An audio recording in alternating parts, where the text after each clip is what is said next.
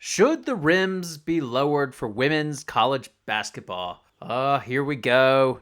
It's a debate that stirs emotions, but one that I want to take a deep dive on. If you want to irritate a female basketball player or get them to roll their eyes at you, then you should suggest that the rim should be lowered. I give you Shaq and Candace Parker. Just listen to me now. You ready? All right. We've heard it. Yeah, we've. So in beach volleyball, the women's net is maybe half an inch lower. You think if we just lower the rim so y'all could dunk like we dunk, that'll give y'all more oomph than you already have? No. I mean, because listen, y'all are doing the step backs, the pull back. Y'all doing everything we're doing, but Now, to be fair, Shaq's not the only voice calling for the rims to be lowered.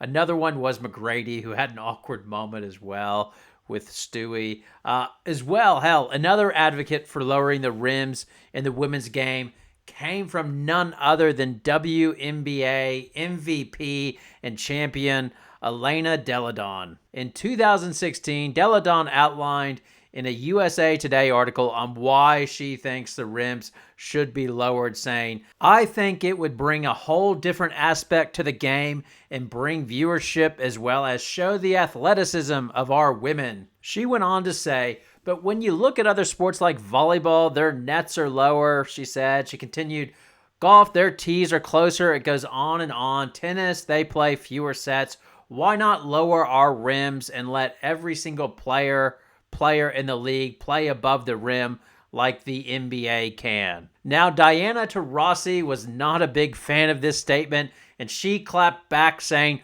"Might as well put us in skirts and back in the kitchen." Delle Donne called Taurasi's comments frustrating and said they set back women athletes. Now, two things here. That 2016 Olympic team, that must have been interesting. I don't think they would have had a hell of a lot to do with each other. The other one is obviously DT has not watched my video on the Australian Opals basketball team and why they wear bodysuits. Check it out. It's an early video. A little bit cringeful for me, but it's interesting to see, I think, how netball's impact on this and how the Australian Basketball League went to bodysuits for a while to try to make the game more feminine. Now, let's entertain the idea that it was financially possible and logistically possible to lower all the rims around the world. What height should the women's rims be lowered to? Now, math is not my strength, but this article by BG Lemon seemed to outline it pretty well, and my God, I could understand it, so good on him.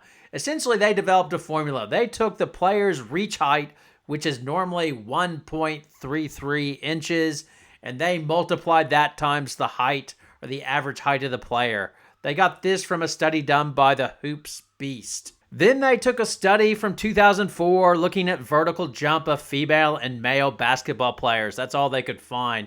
The average male vert was 28.1 inches and female was 19 inches. They also combined this with average height of men and women and put it in their magic formula. Based on this, they worked out that for the NBA to be the equivalent of the WNBA, their hoops would need to be raised to 11 feet and 5 inches.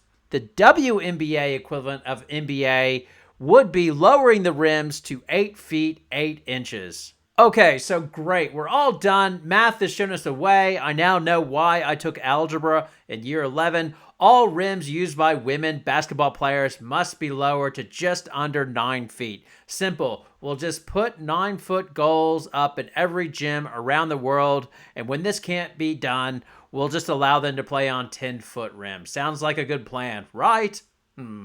Okay, so I think we can all agree it's really not logistically possible to have adjustable rims in every gym around the world. So it seems like a ridiculous idea to try to make the showcase of women's basketball them playing on lower rims when not everybody else would have access to it. Even if it was, we were able to do that by some magic, I don't know, way of doing it, or the future develops some way of rims doing that, I still wonder if it would still be a good idea, because I think the debate when McGrady was speaking to Stewie sort of outlines this a little bit. So take a look at this.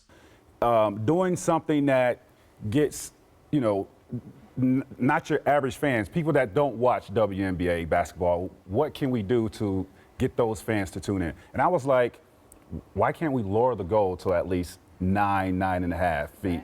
Because I think for somebody that don't watch WNBA basketball, to have women dunking on other women would definitely bring more excitement to that game, and have, those guys that don't watch WNBA basketball tune in, and you get more fans that way. What do you think about that? I mean, my thought on it is, I've been playing basketball on a 10-foot hoop my whole life. So to move it to 9.5, it's going to take a long time to get used to that. And then also, we're only playing basketball to dunk? I'm not sure. Now, obviously, this was from the jump.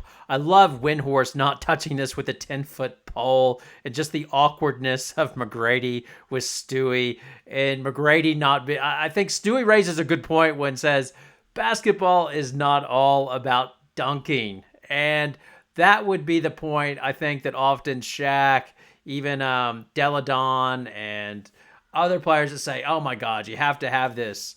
I think you could lower the rims to 8 foot and have fantastic dunks and everything else, but people still aren't going to watch the WNBA for that, as they don't tune in for the WNBA to see dunking. Even if Stewie was dunking on a 9-foot rim, it would still be, yeah, but she's dunking on a 9-foot rim. So who is the WNBA fan? Well, it's actually a male. Tends to be a bit older as well if you look at their demographics. And why would they be watching WNBA? I suspect it's because they're old farts that like fundamentals, and they can relate more to it. You see, the truth is that the NBA are basically, the players there are genetic freaks. The average height of an NBA player is 6'6", and that is 8 inches taller than the average American male, which is 5'9".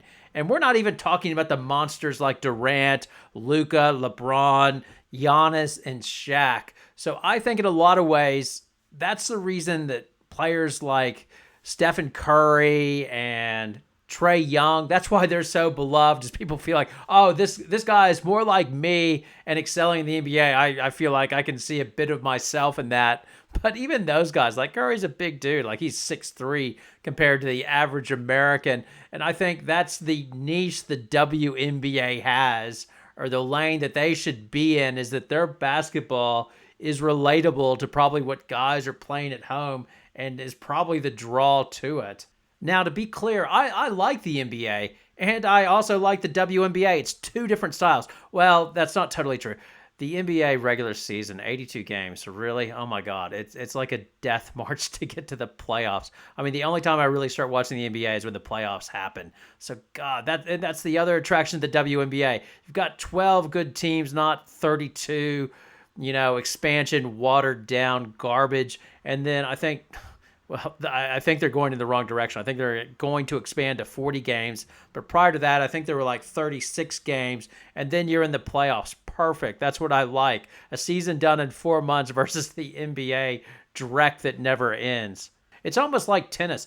I like men's and female tennis. They're different styles. Sometimes at Wimbledon, the men's tennis just gets too boring because it's just all ace, ace, ace. And, there's no rallies whatsoever. As well, I know everybody loves Federer and Nadal or whoever, but I can't think of anything worse than watching a 5-hour tennis match. I love that the women only go, 3 sets and you're going to be out of there by an hour and a half. I just don't want to be watching a tennis match till 1 a.m. to see who the hell's going to win, knowing it's going to go 5 sets. So anyway, that's just me. So overall, I just think the current basketball with the rim at 10 feet should stay like it is. Just embrace the basketball for what it is. I would think most basketball fans could see how it's a different type of game and enjoy watching it. And that should be enough of a viewership to keep it sustainable. I mean, this has been shown just in the recent Final Four. I know it's not WNBA, but the Final Four viewership and the WNBA viewership, it's sustainable. So that should be good enough. My worry is that if the ratings dip at some stage, then some genius will come in and say, we have to fix the the women's game. We'll have them wear bodysuits or something like that. Or even in the past, they decided, okay, we need the women to go to size 6 basketballs as that will help them shoot better, which is not true. Like, they did a study on this. It made no difference to the shooting. I'm sure as hell this, I bet the size 6 basketball was introduced by Wilson to sell more basketballs to stick it to parents like me who have boys and girls. So it means I have to buy extra balls for the different genders in my family. So again, I say, hell no, don't lower the rims. But anyway, I want to hear your poison. I imagine I'll get a lot of poison on this video. Tell me if you hated it and what your opinion is. Comments that are over the top will be removed. Thanks a lot for watching, and see you next time.